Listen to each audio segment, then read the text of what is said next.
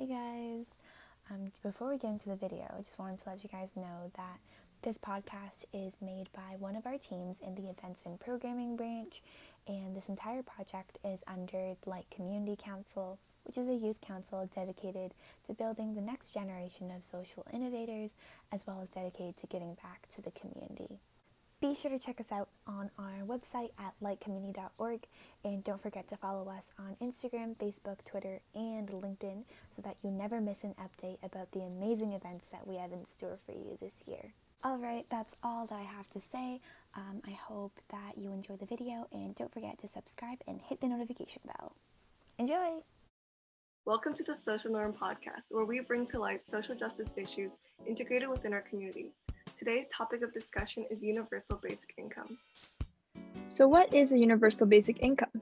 It refers to a guaranteed income given to a population from the government on a monthly basis.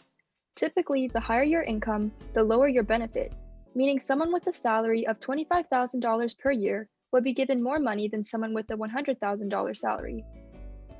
In Canada, we have the federal child tax benefit, where families with children under 18 are provided a certain amount of money from the government each month.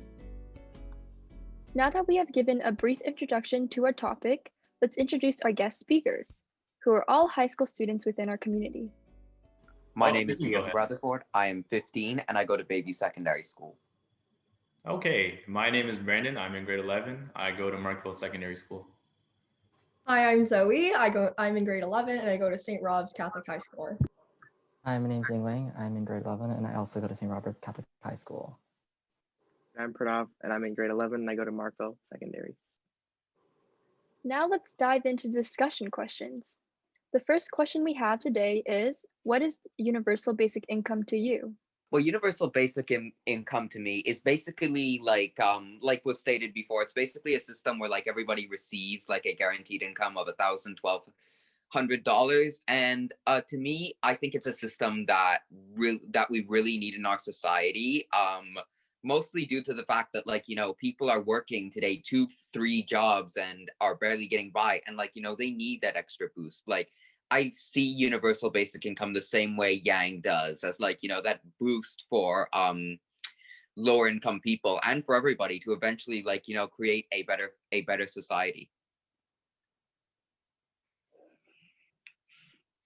Yeah, I can go after him, I think. I think most of my feelings are quite similar to what Liam has already stated. But to me, I think UBI offers a sense of freedom to the individual. So for example, within capitalism, obviously you need to work a specific job in order to get enough money to do what you want, right? Whereas with this UBI, you're able to, sorry, there's firefighter in the background. You're able to do what you want because you have enough money, because you're able to do, and then you're able to just vibe for the rest of your life, essentially. Yeah, I also do agree with Zoe. It does also give the fact of more creativity and allows more expression in the world. I do, I guess as an Asian immigrant, I do see there's a lot of people who do go into more high-paying jobs because of either the money or the wealth that they can get from it. And I do think that through universal basic income, there is still a kind of leniency for people to do what they want and their passions without having the risk of becoming homeless or just not having enough money to supply themselves. To me, UBI, it's not just a stance. I think it's actually a necessity moving forward because jobs are being automated by the millions, and we see that the average age of the trucker in America is 49 years old. And from there, it's really difficult to learn new skills as your job becomes automated. And I'm sure we've seen, going to McDonald's, there's a kiosk replacing the 1 or 2 retail food workers. And that retail food working job is actually one of the most common occupations in our country.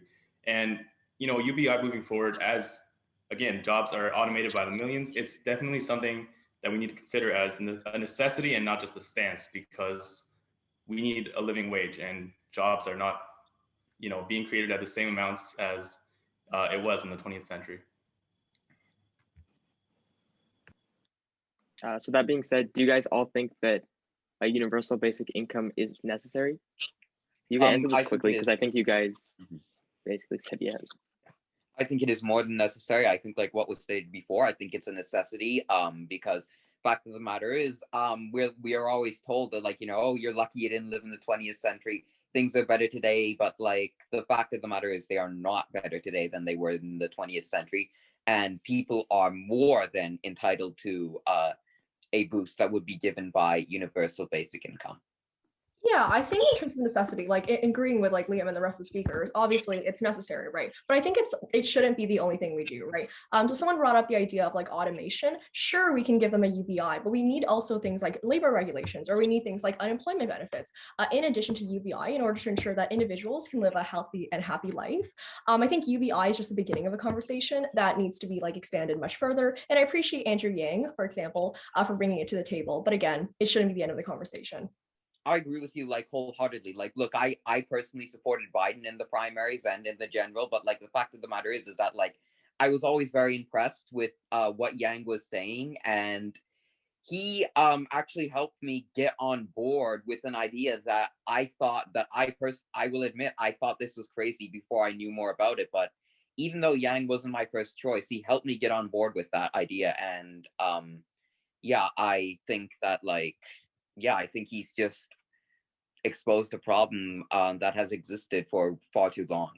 Yeah, I agree. I think it's not only is it necessary, but we've seen it almost work in a lot of situations. Like, I don't know if you guys have heard recently, the South Korean government is doing a payment program for, I guess, a COVID relief program. And in that, they have, they're paying people and they have to use that money locally. So that's going a long way to help their local economy and local businesses. And I believe that something like that would work really well here. I think one of the most damaging perceptions of UBI in the general public is that it's so outlandish, this concept of just giving people free money. But we've seen, I don't know, again, Pranav brought up a good example in the South Korean COVID response. But we've also seen in America as well, UBI is not a foreign concept. It's been in place or at least a version of it has been in place in Alaska for the past 40 years, where oil companies are paying, taxes that go directly to families, $2,000 a year for every Alaskan family. And it's supported almost universally by, politicians and families across the table, left and right. And it's not, I don't believe there should be a partisan stance on, this economic theory. It's not a theory. It's beneficial to families and lower income socioeconomic groups, for sure. I'm going to strike a bit of a different tone of what you said, because I don't think that people do think it's outlandish. I've seen polls where 60 to 70% of the people support it. I think the problem really is that, like, those 30, 40%, they control nearly half the government in America. Like people like Marjorie Taylor Greene, Mitch McConnell, they're the people who control most of the government in America. And they are the reason why like universal basic income is not getting passed, despite the fact that a good portion of the population, including more moderate Democrats like myself, support this.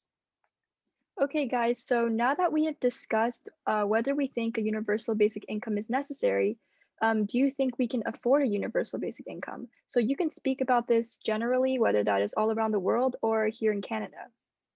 I think both in Canada and all around the world. Like, look, the fact of the matter is we already spend, I think, like all around in Canada and all around the world, because like, look, the fact of the matter is that like, plans have actually been laid out about how they're going to pay for this, because this has been a question, like, imposing a value added tax, raising the imposing like a carbon tax. I think there was also like, investing 600 billion in like technologies, plus the 200 billion we would gain from like better mental health, plus the 1.2 trillion dollars that the economy would grow a year. And I think that like, we have plans to pay for this, and it might lead to some increase in deficit, though overall it will do more good than harm.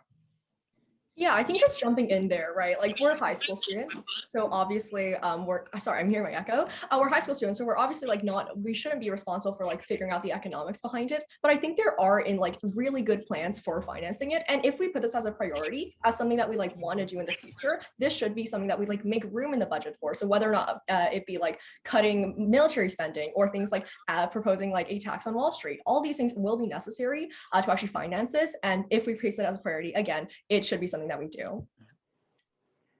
I agree with you. I think that also like we should focus. I think that like, you know, if we even just raise the Wall Street tax back to where it was during the Obama era, like Biden is wanting to do, that already gives us tons of leftover money to help pay for programs like these. Okay, I was like mostly speaking about like what we can do in Canada. Like obviously Mhm. our Wall Street like isn't as abundant. Like our Bay Street Mhm. is not nearly as comparable to Wall Street. So I think on like our Canadian level, we should do things like again like looking into cutting the military spending or looking to increase taxes on the wealthiest 1%, right? So Mhm. Well, I mentioned America because we do go hand in hand with them. And whenever they enact a policy, I've always found that Canada is very close to follow. If not, they follow like almost immediately. for sure, no worries. I was just saying that like that isn't necessarily applicable in our All situation. right. Yeah. All right. I just want to know, just changing the topic a little bit. I just want to know what you guys think about a wealth tax and how that might be able to pay for a UBI compared to a value-added tax. Just curious. I've spoken a lot, but I'm going to speak again. Sorry. I personally do not support a wealth tax. I believe that would lead to a much greater increase in the deficit that we need. And I believe there are better ways to go about this. Like I said, both in the United States and Canada, having a tax code that models like what taxes were under the Obama era. Like, you know, I think that a value added tax, like, although maybe it can see some increase in deficit, it will leave us more money over, and the effects will not be as bad as a wealth tax would be. I personally, I agree. I agree with Brandon. Sorry, I think that a wealth tax would be a good thing because a lot of the money that the 1% makes and a lot of the profit is based on the exploitation of workers. So taking that profit and giving it back to people, like through taking a wealth tax and turning it into a universal basic income, for example, would be able to take the exploited money and give it back to the people. So that's one way to, I guess, take that exploitation and turn it into a good thing almost. I think Pranav, you even though even though we have the same glasses, we don't agree too much on the topic of wealth tax. I actually Okay. do not support a wealth tax because we've seen it implemented in a lot of European countries. I think since the 90s, there were 12 European countries that implemented a wealth tax, and now there are only 3 of them that still have the same wealth tax implemented. And we've seen in France, you know, they had a wealth tax that was implemented in 1990, and every year it generated almost $3 billion of revenue. But since it was incurred, it's also generated $128 billion in uh, deficit from capital flight. And you know, the fact of the matter is that the wealthiest 1% don't pay their taxes, and neither do corporations as big as, you know, Air France or you know, Renault and Nissan, or I don't know any other French corporations. But the fact of the matter is that a wealth tax isn't always the most pragmatic tax there is, and I think that It definitely isn't. I think like rather than being more pragmatic, it actually steers more to like, you know, the left, like, you know, Bernie Sanders, Jagmeet Singh, Elizabeth Warren, Alexandria Ocasio-Cortez, Elizabeth May, people like that. Like, it's not like part of the it's not like as pragmatic as say like a value-added tax would be. So yeah, I don't even for that reason, you're probably wondering why I'm talking about this, but I don't even think it would get the support in say Congress or the House of Commons or from our Prime Minister if somebody were to like propose a wealth tax. I don't believe it would get very popular support. Yeah, if I can just jump in really quickly on what both of you guys said, right? First of all, addressing what Brandon said about like the capital gain or loss or whatever, I don't really quite understand your point there because there are a lot of reasons why corporations go into different countries, right? First of all, it might be because of the quality of education that individuals have there, hence why individuals might want to go there to get their workers, right? It might be because of the fact that it's near a very important trading partner or something, right? So there are a lot of reasons apart from a wealth tax that individual corporations go there, right? But second of all, it's a wealth tax. It's not a corporation tax. So as a result, a wealth tax is specifically focused on individuals. So again, as the first individuals, sorry, I forgot who spoke. But yeah, as they mentioned, it is wealth built off of the backs of the exploited workers. So we're trying to distribute this money. We're trying to figure out inequality. But second of all, to what, sorry, there's a lot of numbers here, but to what Liam was talking about in terms of whether or not it's pragmatic to do, I think that ought not cloud our judgment of whether or not ideas are good ideas, right? Just because we can't implement it now doesn't mean we won't be able to implement it in the future. And looking into the future, I think there's a huge shift towards the left, both in terms of popular support in America and also in terms of popular support in Canada. So looking forward into the future, this could be something that could potentially happen down the line. And so I don't understand why we're limiting our conversation right now to whether or not it's possible or whether or not it whether or not it's possible to pass in our current climate, right? So in the future, again, I think a wealth tax is just generally pretty good. Yeah, Liam, you can continue actually. Problem is we need solutions now. We need, if we're going to implement this, we need to do it now. Okay. We can't wait sure. we can't wait for us to generate the revenue to have a wealth tax. We need solutions now. And the fact of the matter is, a wealth tax is just not a solution we can use now, or we will be able to use for a very, very long time. Okay, so I think you have a fundamental misunderstanding of what a wealth tax does, right? First of all, it does not create a deficit. I know you're mentioning this a lot, but in your spiel about whatever, it doesn't create a deficit, right? It's just taxing the wealthiest individuals. $130 billion that generated in deficit. Okay, I'd like to see first of all, where those numbers come from, and second of all, where you're getting your stats from. Unfortunately, right now I don't have those available to me. But second of all, if you're not willing to push for these solutions right now, obviously the politicians aren't going to give a they're not going to care about what we want to have, right? So if you're not willing to put your foot down and say this is what we need right now, because it is a good plan, it is a good solution, it's just not going to happen. So I think right now we should say, you know what, wealth tax, let's try to implement it, and things like that. But yeah, I'd really like to look into your statistics a little bit more. I'll send you some statistics I'm getting after this. Oh podcast. Yeah, no worries. Unfortunately, I have the sources with me, and to all watching, don't think I'm just blowing this out of thin air. I have the sources with me, and I'm gonna be sending it to her after this whole podcast is over. So Rose Twitter, it's okay. I don't think anyone's saying you're lying, right? It's just more of I think I need to know where you're sourcing this from. Okay, moving on. Do you guys think if people are given a steady stream of income, there would be a change in working efficiency or productivity?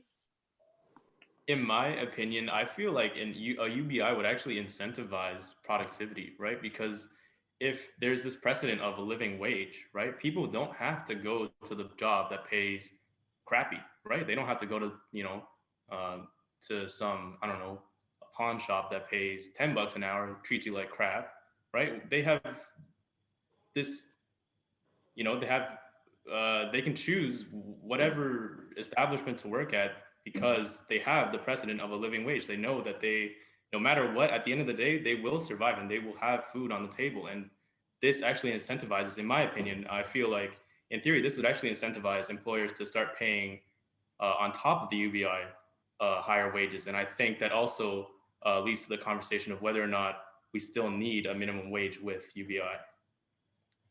And I think more people would be productive because they're pursuing their passions rather than, like Brandon said, they're going to work at a pawn shop or they're going to work at McDonald's that has them pay dirt poor wages. I think they'll be even more productive because they are pursuing things that they actually want to go into and things that they actually like.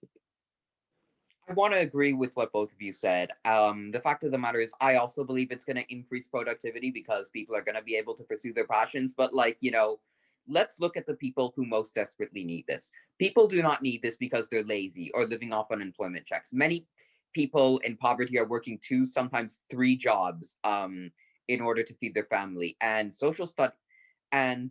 if they are given that And the fact of the matter is, it's very easy to lose motivation in said jobs. That might sound stupid, but the fact of the matter is, that's the truth. And that's kind of like, where we're at. And giving them that boost can kind of have like, a better motivation, not only to pursue and feed their families, but also look for better and more productive jobs. Like, social experiments have been done with universal basic income. I think even Andrew Yang did one a few years back, where he basically gave a select group of people $1,000 a month, and all of them reported like, feeling better, feeling less stressed, feeling more productive, and yeah. Well, I think I'm gonna go in a little like different direction from you guys. I do think that there is, yes, I do understand that like passions could lead to more productivity, but understanding that we are human beings and we do like the idea of routine and stuff. I think through understanding that if we are guaranteeing people some kind of like income and basically the idea of like quote unquote free money, there will be some people who do feel that like, oh, I am like, let's say like a doctor and like I have a passion for medical sciences and health studies. And but like, even though that I like a lot of people who are doctors and like lawyers and stuff, they work really hard so that because that they know that when they work hard, they get raises and stuff to be able to pay back their loans. But by getting this kind of like free money as like a basic, like kind of like backup income, basically, they are still able, they like their goal of like earning more money to repay these like loans and stuff are kind of fulfilled because of like UBI and stuff. So if it's so like there might be some people, I'm not gonna say everyone because everyone has different like worth ethics, but like there might be some people with certain worth ethics that do feel that they don't have to work as hard anymore, which is really which is gonna be really difficult for people who have like life-saving like jobs that require like people who are going to save, like surgeons and like neuroscientists, if they know that like no matter how hard I work, I will still earn a specific set of income.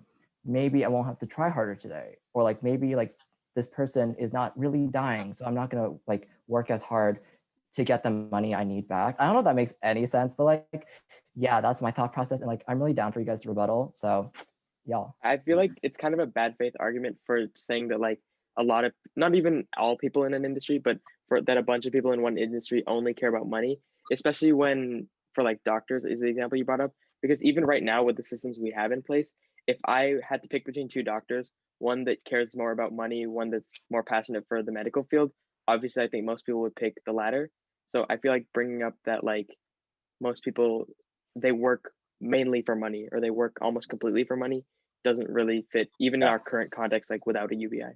Wait, sorry, I just have to jump in really quickly. I'm so sorry. This is going to be very, very quick. I just like to say currently, I don't think it's a bad thing that productivity like might or might not drop off, right? Because productivity shouldn't be the measure of whether or not a population is successful or whether or not a population is happy, right? That should be the happiness index, right? I think it's human development index. I think we should go off of what that says. Because just because some like a person is very, very productive, working three jobs like in a day, right? I don't think that makes them happier. I think the UBI actually ensures that that person won't have to work three jobs in a day, right? They might have to like work only two, and I think that's really freeing. I think that opens up possibilities for different types of productivity. So for example, like painting or like making music. So I think that's what Yangling's trying to get at. I don't think he's trying to say that like, the UBI will just like magically make everyone like, more lazy or like less willing to work, Liam, you can continue actually. And also this might sound like kind of stupid. So I'm sorry ahead of time, but like, I think that like, with like the doctor's question, I think that this system would also like kind of show their true colors and show which doctors are actually doing it for the passion and which ones are doing it for the money. Again, I know that sounds kind of dumb, but like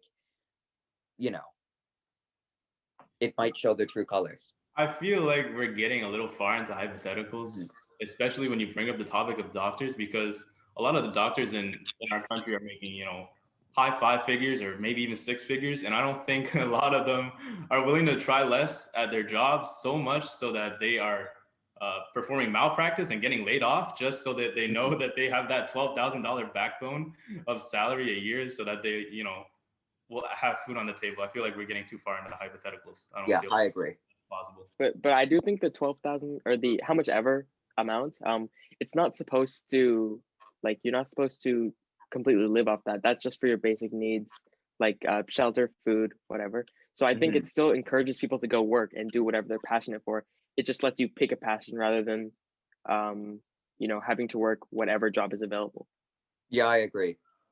I think no matter what we, might have discourse on over, the individual hypotheticals or whatever, I think we can all agree is that UBI would completely transform the workforce. And I think what we can all agree here on, as high school students, is that we think that UBI would, positively transform the workforce and make it more productive, more incentivized to perform, and incentivize higher paying jobs as well.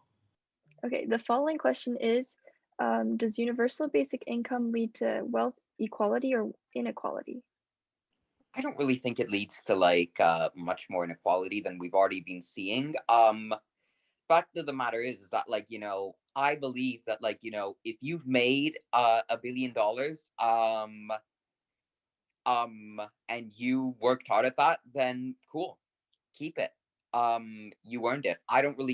I think that like the main focus of us should like be lifting up those who are making like 12,000 or maybe 20,000, not bringing down those who are at the very top. And I believe that a universal basic income just does just that. It helps like lift up the bottom rather than like kind of bringing down the top or capping them at a certain amount, because really just capping the top isn't really going to make it better for the bottom. We need to focus on lifting them up, and that is how we are truly going to get rid of income inequality or Yeah, wealth I think inequality. it really depends on what system of UBI we're talking about in terms of like increasing inequality or decreasing inequality, right?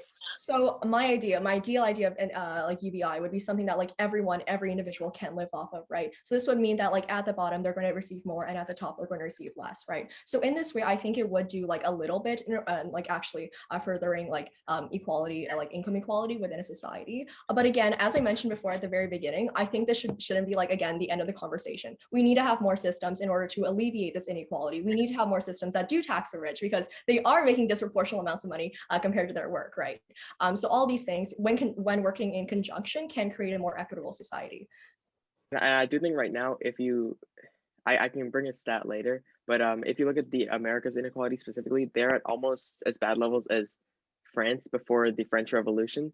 So that being said, I think there's a lot we need to do to improve on that, and I guess make wealth more equal for different groups of people. I have a question for Zoe. If you mentioned that your ideal version of UBI has lower income brackets getting more money while higher income brackets get less money. And my question to you is this still truly universal if, different income brackets are are receiving different amounts every month?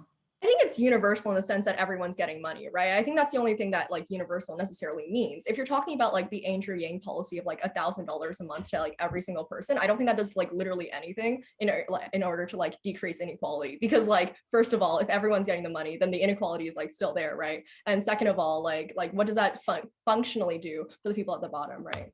But yeah, I'm really glad that you asked that question, I guess. Okay, speaking off of this ideal UBI, do you think universal basic income will be politically accepted in Western countries? No. I think it's still a little outlandish to a lot of people, but that's only because they don't know what UBI is, how it works, how we're going to pay for it, and what the benefits are. The overarching concept of giving people free money is crazy. It sounds insane. And it's ironic that the majority of the people in, America, for example, who might be vehemently against the idea of getting free money, right, are also the people that will benefit from a UBI the most, right? You look at people in the Rust Belt, people who have lost manufacturing jobs by the millions over the past, 30 years since General Motors and Ford has been on decline, right? These are also the people who voted Donald Trump in Ohio, in Pennsylvania, right? These are the people who would also benefit from UBI, a standardized income, the most, right? Mm-hmm. And it's all a matter of, outreach and education, telling people about this concept, how it works, how we're going to pay for it, and again, what the benefits are to the individual and their family. It's outlandish, but reinventing the wheel is always really difficult, right? You look at complete paradigm shifts in, I don't know, just off the top of my head, right? Universal healthcare, gun control, right? These crazy issues, they sound, outlandish, they sound, otherworldly, but reinventing the wheel, sometimes it does result in a square. But I think UBI, if you reach out to enough people, it does become significantly more feasible. And I just think that more people should read about UBI and the benefits. I agree with you wholeheartedly on that. And even though I personally do not support something like Medicare for all, personally, I'd just like to see an expansion of Obamacare. And I agree that, like, these outlandish issues, they are being brought into the mainstream. And I encourage them to be brought into the mainstream because that is really how we are going to make progress. In regards to like universal basic income, all we really need to do is, like you said, like reinvent the wheels. And all we really need to do with universal basic income, like you said, is popular enough. It is within reach enough. And if we kind of reinvent the wheels, like you said, we could have an easy time getting it enacted.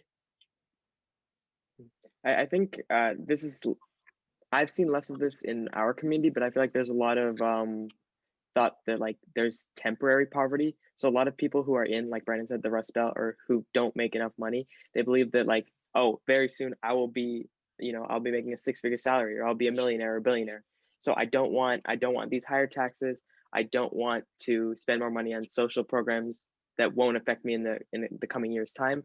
But a lot of those people don't realize that it's very difficult to get that social mobility and to become like millionaires or billionaires. It's not really possible for a lot of these 40-year-old like factory workers, maybe compared to like a younger college student who still has a lot more opportunity ahead of them. Poverty is very much a generational concept. It doesn't just end with, one person, right? If you are impoverished, chances are your kids are going to be impoverished, and your kids and their kids and their kids, right? So it's not something you can just pull yourself out of the, mud by your bootstraps, as, certain conservatives might like to put it. It's very, very difficult to combat this. You need significant legislative change and social mobility, like Pranav said, to actually pull families out of this. It's not something you can just work your way out of, or at least it's very difficult. It's something that takes generations and generations to get into that state. Like, we're really fortunate to like be the byproduct of a lot of generational wealth, but a lot of people aren't in the situation that we are. Okay, guys, so you guys all made great arguments and we had a great discussion. And Sarah, would you like to wrap it up? Sure. So to thank you to each and every one of you for your time and your contributions. Just as a final thought, do you guys have any questions for each other or final thoughts you'd like to leave today?